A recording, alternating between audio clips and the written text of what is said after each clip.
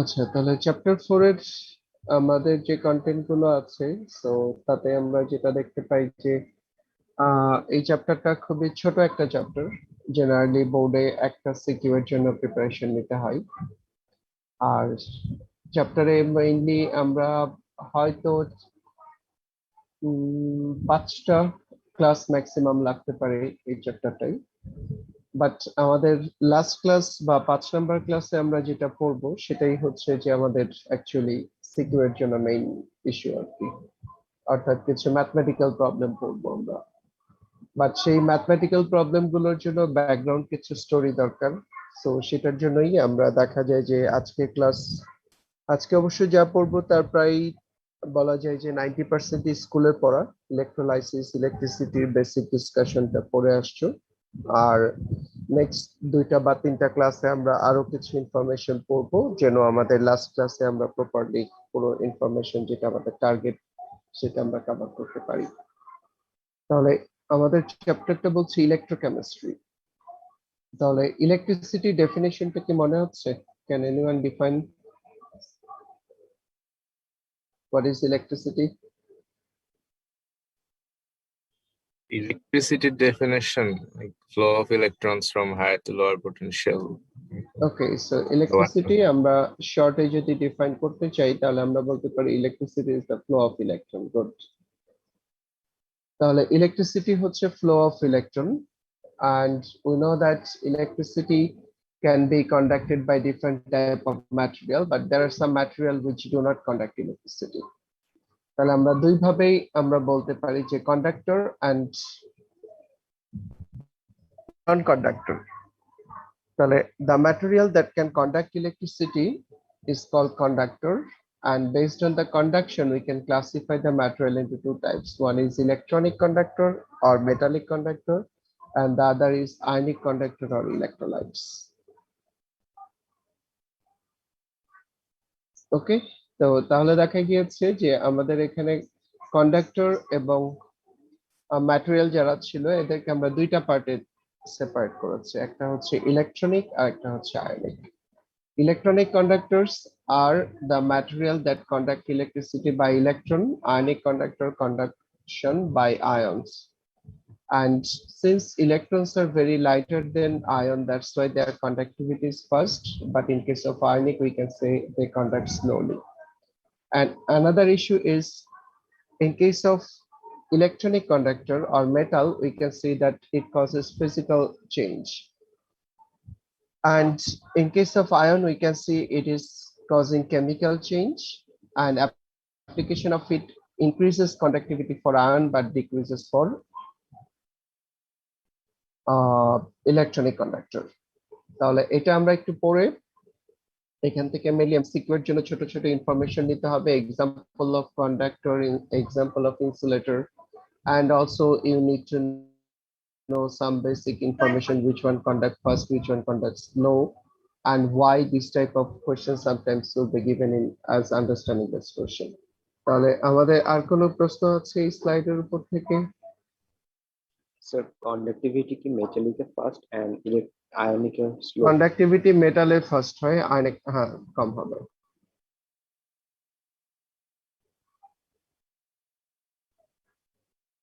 ওকে, তাহলে 4 নাম্বার এক্সপ্লেনেশনটা কি কেউ বলতে পারবে? why conductivity increases with increasing heat for ionic conductor and decreases for metallic?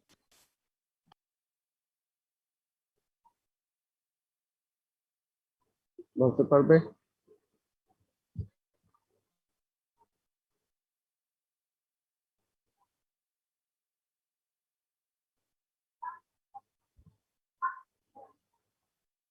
Sir মেটালে হচ্ছে ইলেকট্রিক হিট বেড়ে যাওয়ার কারণে হচ্ছে ভাইব্রেশন বেড়ে যায় ইলেকট্রনস, যার কারণে হচ্ছে ফ্লো অফ পাথ অফ ফ্লোতে হচ্ছে ব্যাঘাত ঘটে এবং কোনো কিছু কন্ডাক্টিভিটি কমে যায় এর ফলে। ওকে, তাহলে মেটালের ক্ষেত্রে আমরা যেটা বলতে পারছি যে if we increase the temperature then resistance develops, or we can say that vibration of metal increases because metals are solid substance that affects the flow of electron. And in case of ion, if we increase the temperature then dissociation of ion increases. More and more ion will be produced, and the final result is it will increase the conductivity. তাহলে এই slide থেকে আমাদের আর কোনো question আছে? The metals এর যে electricity conduct হয় এটা তো ফ্রি ইলেকট্রনস এর মাধ্যমে ইলেকট্রিসিটি কন্ডাক্ট হয় মেটাল হ্যাঁ। কোনো কিছুর মধ্যে দিয়ে। তো মানে হিট যদি বাড়িয়ে দিই বা বেশি করে এনার্জি দিই সেক্ষেত্রে তো মানে ইলেকট্রনের বের হয়ে আসার কথা না অ্যাটম হিট থেকে মেটাল বাড়ালে আর হিট না বাড়ালে দুইটা সিচুয়েশন কম্পেয়ার করো। যে তোমাকে তোমার বাসায় যদি এখন বলি যে তোমার এক রুম থেকে আরেক রুমে দৌড় দিবে, এই অবস্থায় তুমি যদি দৌড় দাও তাহলে তুমি যেভাবে দৌড়াবে, যদি আর্থকুয়েক হতে থাকে, বিল্ডিং যদি ডানে বামে কাঁপতে থাকে, তাহলে তুমি কি সেই স্পিডে দৌড়াতে পারবে কিনা? আচ্ছা You need to think about the flow of electron. Will the flow remain same or will it be affected by the vibration?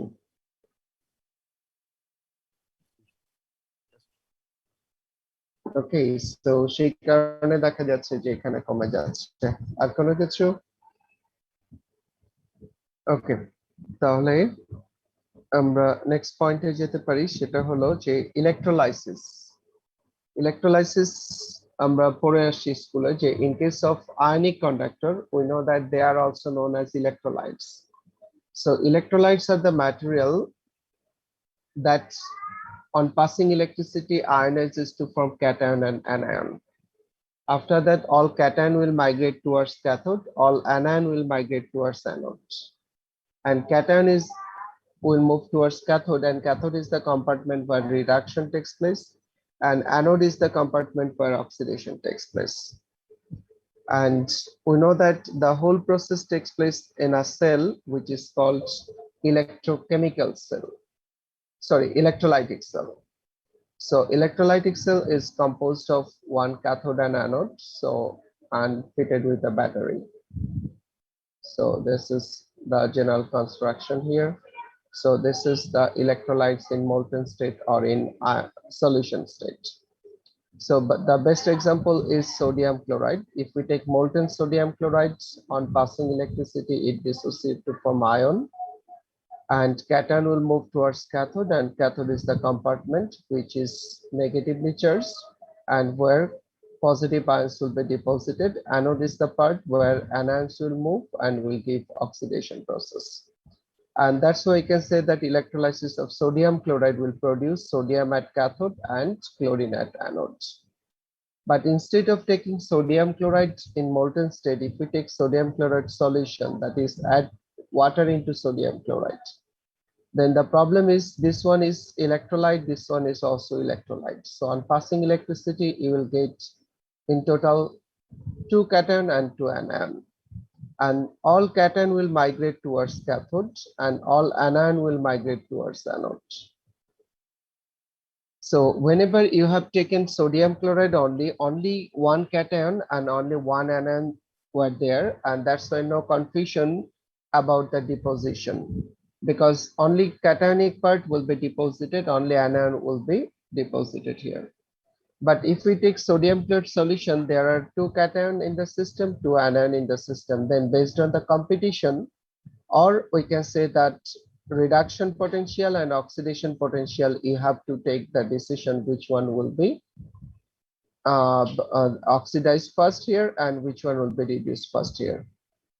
So that's why we can say that the oxidation process, sorry, electrolysis process of sodium chloride and electrolysis process of sodium chloride solution will not be same. In case of brine or sodium chloride solution, we can see that chlorine will be deposited at anode and hydrogen will be deposited at cathode. And the remaining sodium and hydroxyl ion in the system will form sodium hydroxide, which is known as caustic soda. তাহলে এটা ছিল আমাদের একটা, অনেক সময় দেখা যায় আমরা কলেজ লেভেলে দেখেছি কম্পারেটিভ স্টাডি হিসেবে এটা আসে যে will it give the same output if we electrolyze sodium chloride in molten state and sodium chloride in solution. তাহলে আমাদেরকে খেয়াল রাখতে হবে যে যে কোনো কম্পাউন্ডের molten state যদি বলে তাহলে আমরা বুঝতে পারছি যে only one cation and anion present here. And if we take any mixture, then more than one cation and anion will be there. Then you need to know about their oxidation and reduction potential to take decision which one will be reduced and which one will be oxidized first. Although we know that this is the case where exceptional issue takes place, chlorine due to higher concentration is actually discharged first, although hydroxyl was supposed to be liberated first based on the oxidation potential. তাহলে এটার একটা comparative table আছে তোমাদের বইয়ে, এবং সেই টেবিলটা হচ্ছে যে আমরা বলবো যে যে বইটা ফলো করছো, সো সেই বইটাতে দেখবে যে একটা লিস্ট করা আছে যে অনেকগুলো কেমিক্যালের নাম দিয়ে, যে electrolysis of sodium chloride, electrolysis of copper sulfate, electrolysis of aluminium chloride, which one will be deposited at cathode, which one will be deposited at anode, এরকম একটা লিস্ট করা আছে। তাহলে এটা থেকে অবজেক্টিভের জন্য তোমাদেরকে মেইনলি প্রিপারেশন নিতে হবে, কারণ আমরা আগেই বলেছি যে এই চ্যাপ্টারের সিকিউ কিন্তু মেইনলি হচ্ছে একেবারে লাস্টে আমরা যে ম্যাথ গুলো করব, ম্যাথের উপরেই অ্যাকচুয়ালি সি এন্ড ডি দুইটা কোশ্চেনই কভার করবে। বাট কলেজ লেভেলে যেহেতু ছোট ছোট পার্ট করে পরীক্ষা হয়, সেই জন্য কলেজ লেভেলের জন্য হয়তো এখান থেকে সিকিউ পেতে পারো আর কি। তাহলে ইলেকট্রোলাইসিসের বেসিক যেটা আমরা পড়লাম, what is electricity and conductor and its classification and electrolysis and two different type of electrolysis process. So এই পর্যন্ত কোনো কোশ্চেন ছিল?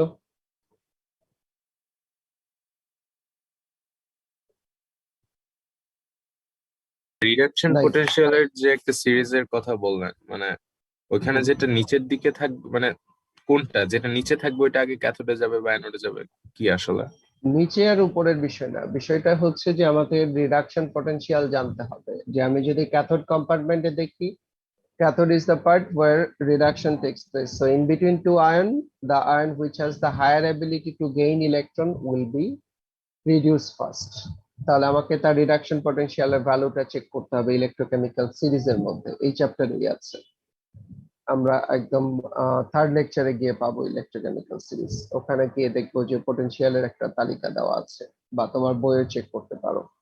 সেম আমরা যখন অ্যানোড কম্পার্টমেন্টে যাব, তাহলে ওখানে অক্সিডেশন হবে, তাহলে দেখতে হবে in between two component which one will be oxidise first. Oxidation potential থেকে ডিসিশনটা নিতে হবে। যেটা রিডাকশন পোটেনশিয়াল বেশি ওইটা আগে reduce হবে। রিডাকশন পটেনশিয়াল যার বেশি সে আগে রিডিউসড হবে, অক্সিডেশন পটেনশিয়াল যার বেশি সে আগে অক্সিডাইজ হবে। ওকে, কারণ আমরা তো দুই জায়গায় দুই টাইপের কম্পোনেন্ট পাচ্ছি, যেমন আমরা দেখছি বাম দিকে হাইড্রোজেনও গিয়েছে রিডিউস হওয়ার জন্য, সোডিয়ামও গিয়েছে রিডিউস হওয়ার জন্য। তাহলে যার গ্র্যাবিং অ্যাবিলিটি বেশি, the ion which can grab electron first will be deposited first, the ion which can lose electron first will be oxidized first. So তার মানে losing and gaining ability K focus করতে হবে, that is according to electrochemistry is considered as oxidation potential and reduction potential. Okay, sir এর আগে স্লাইডটা একটু দেখানো যাবে? Thank you sir.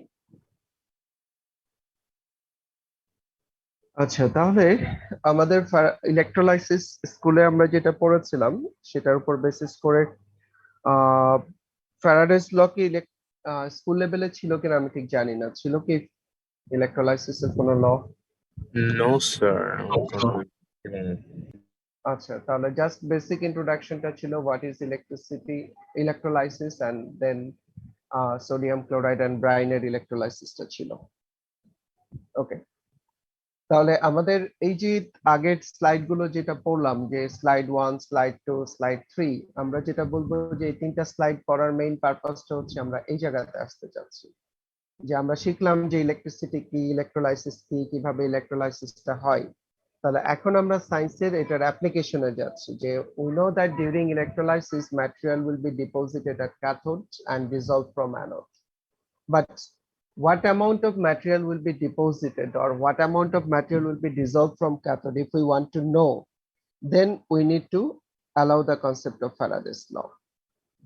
So this law explains us that we know that there are generally two laws given by Michael Faraday in 1832. These laws are known as first law and second law. So the first law statement is the amount of material dissolved at anode or deposited at cathode is directly proportional to the quantity of electricity passed through it. If we consider Q as the quantity of material deposited or dissolved, amount of electricity passed, and W is the amount of material dissolved or deposited, then we can say that W is proportional to Q. So proportionality constant is Z, which is known as electrochemical equivalent. So we'll later discuss in the next slide what is electrochemical equivalent. So Q is IT, therefore we can say that the mathematical form of Faraday's law is W equals to ZIT. So you need to memorize the statement of the law as a knowledge-based question. And we have to use W equals to ZIT expression to solve some mathematical problem based on this idea. Generally, হ্যাঁ বলবো। So generally আমরা math গুলোকে MCQ এর জন্যই পড়বো, যদিও আমরা দেখি মাঝে মাঝে বোর্ডে 3 মার্কস এর কোশ্চেন হিসেবে আসে, বাট কলেজ লেভেলে এটা দেওয়া হয় না, কারণ খুবই সিম্পল ম্যাথ। কারণ বুঝতে পারছো যে জেড আইটি তিনটা ভ্যালু ইনপুট দিলে অটোমেটিক্যালি ডাব্লিউ চলে আসবে। তাহলে স্টেটমেন্টটা বলা হয়েছে যে if we pass electricity through an electrolytic solution or molten state, then the amount of material dissolved from anode and deposited at cathode is directly proportional to the quantity of electricity passed through it. আমরা যতটুকু power supply দিচ্ছি এটার সাথে depend করেই কিন্তু আসলে এখানে ডিপোজিশনটা হবে। অর্থাৎ তুমি ইলেকট্রোলাইসিস প্রসেস কন্ডাক্ট করার আগেই তুমি যদি জানো যে তুমি কতটুকু ইলেকট্রিসিটি পাস করছো, কত সময় দিয়ে পাস করছো, তাহলে দেখা যাচ্ছে যে তুমি ইজিলি কিন্তু এখানে ডাব্লিউটাকে বের করে ফেলতে পারছো থিওরিটিক্যালি বিফোর দ্য প্রসেস। আর প্র্যাকটিক্যালি যখন হবে তখন তো তুমি দেখতে পাচ্ছ যে প্র্যাকটিক্যালি কতটুকু পাচ্ছ এখানে। ওকে, থিওরিটিক্যালি কিভাবে বের করবেন? এই যে এখানে আমরা যা হিসাব করছি এটা কি থিওরিটিক্যাল না? আর প্র্যাকটিক্যাল তো হচ্ছে যে তুমি যেটা এক্সপেরিমেন্ট করবা, যখন এক্সপেরিমেন্টাল রেজাল্ট যেটা আসবে সেটাকে আমরা বলছি প্র্যাকটিক্যাল। ওকে, স্যার জেডটা কি লিখেছেন? জেডটাকে আমরা বলছি যে ইলেকট্রোকেমিক্যাল ইকুইভ্যালেন্ট। Electrochemical equivalent. আচ্ছা, তাহলে এখানে জেড এর আমরা আইডেন্টিটিটা একটু চেক করছি যে W is proportional to Q, তাহলে W equals to Z Q. তাহলে আমরা যদি কিউ এর ভ্যালুটা 1 ধরি তাহলে ডাব্লিউ ইকুয়ালস টু জেড আসছে। তাহলে এটাই আমরা জেড এর আইডেন্টিটিটা বের করতে পারছি যে when we pass electricity, sorry এটা এখানে আমরা পাচ্ছি যে if q equals to 1 then w equals to z, that means if we pass 1 coulomb of electricity, তাহলে তখন আমরা যেটা পাচ্ছি যে material deposited or dissolved is known as electrochemical equivalent। তাহলে এখান থেকে আমরা পাচ্ছি যে z equals to gram per coulomb। Okay,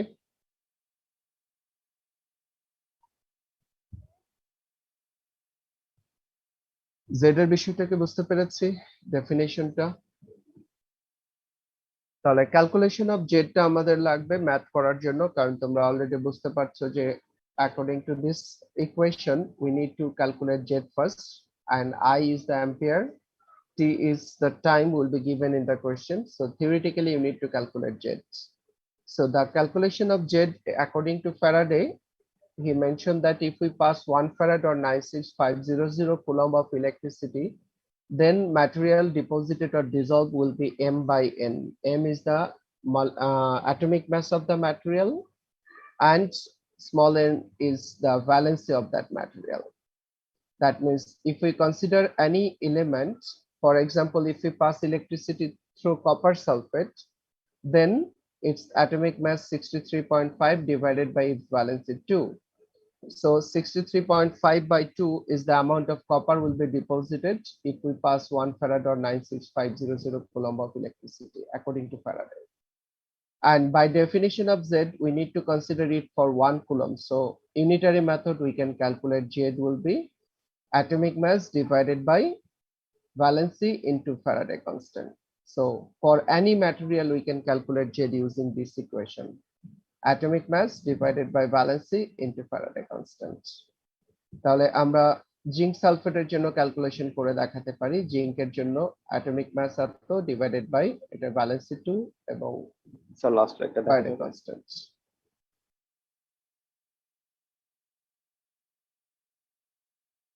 sir এখানে M/NF টা কি বলেছেন? উপরেরটা হচ্ছে আপনার মলিকুলার হ্যাঁ, মাস। লেফট হ্যান্ড সাইডে লেখা আছে ওকে এম হচ্ছে অ্যাটমিক মাস, এন হচ্ছে ভ্যালেন্সি, এফ হচ্ছে ফ্যারাডে কনস্ট্যান্ট।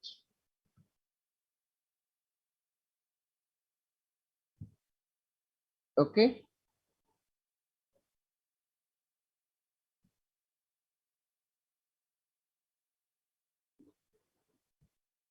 তাহলে আমরা কি ক্যালকুলেশনে যেতে পারি? এখানে জিঙ্কের জন্য আমরা ক্যালকুলেশন করেছি এরকম ভাবে এমসিকিউ তে দেখা যাচ্ছে যে তোমাকে কোন একটা কম্পাউন্ড দিয়ে বলবে যে এই কম্পাউন্ডের জন্য তোমার জেড কত হবে। তাহলে আমরা তখন জেড এর জন্য তার atomic mass divided by valency into Faraday constant use করতে পারি। তাহলে এখানে দেখা যাচ্ছে যেটা যে you have to know the valency because you know that zinc sorry nickel copper chromium they are the element of showing variable valency. That's why you need to know the name of the chemical or you need to know the formula. But the compounds like zinc sulfate, sodium chloride, in that case you need not to know the name of the chemicals there because their valency is fixed. তাহলে এটাকে আমরা যদি apply করি তাহলে দেখা যাচ্ছে যে nickel copper ক্রোমিয়ামের জন্য ক্যালকুলেশনটা ঠিক আছে কিনা।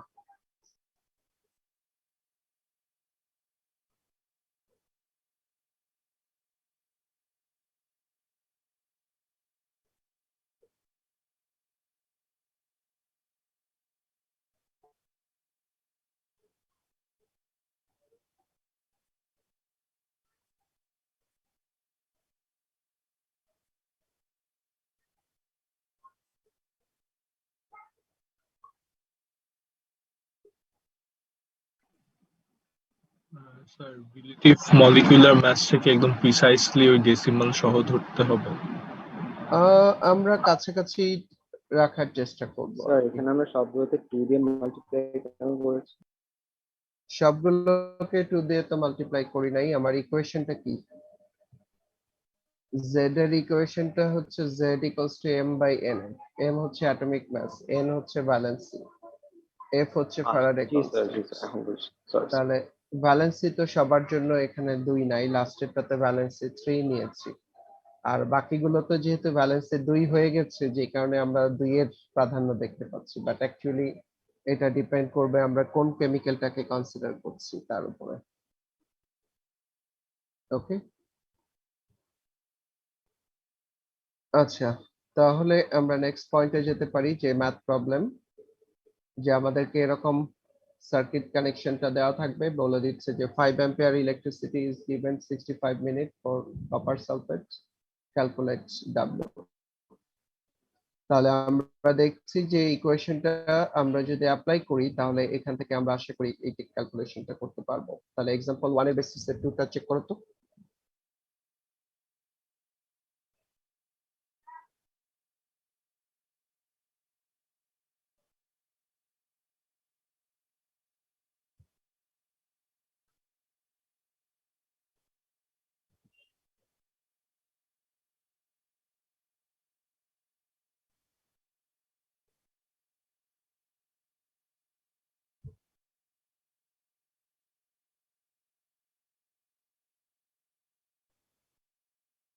পারবো 2 নাম্বারটা?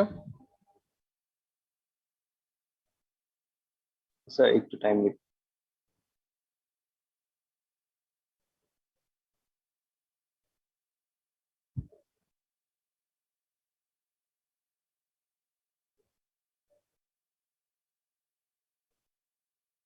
নিকেলের 58.7, নিকেল 58.7, 13.96 গ্রাম।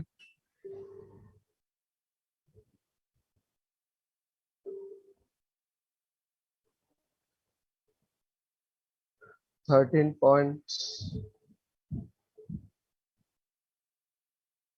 কত? 13.96। জি স্যার 13.96 13.96 ওকে, তাহলে আমরা এখানে জানি যে নিকেলের 58.7 এবং 8.5 ampere 1.5 hour and then nickel সালফেটের ব্যালেন্স 2 পারবো আমরা নাকি সলভ দিতে হবে 2 নম্বরটার?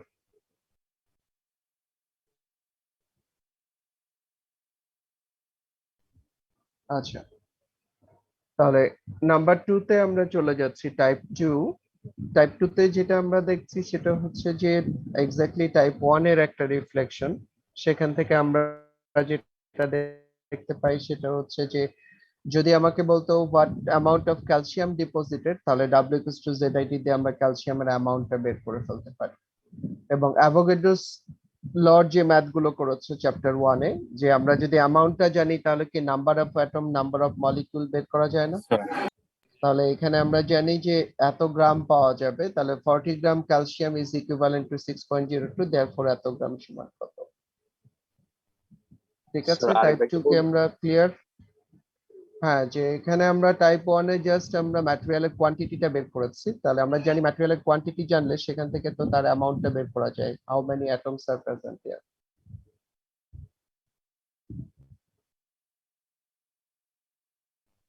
ওকে, Yes, sir. আচ্ছা, তাহলে আমরা টাইপ 3 তে এটা একটু প্র্যাকটিস করতে বলবো, যে আগে একটু ডাব্লিউটা বের করো ZIT ফলো করে, তারপর এখান থেকে নিকেলের অ্যাটমটা বের করতে পারো।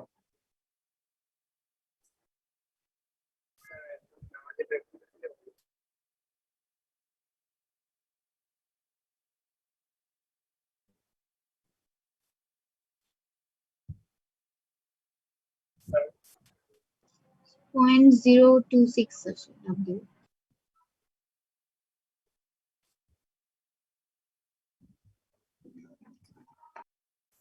ঠিক আছে, জি স্যার।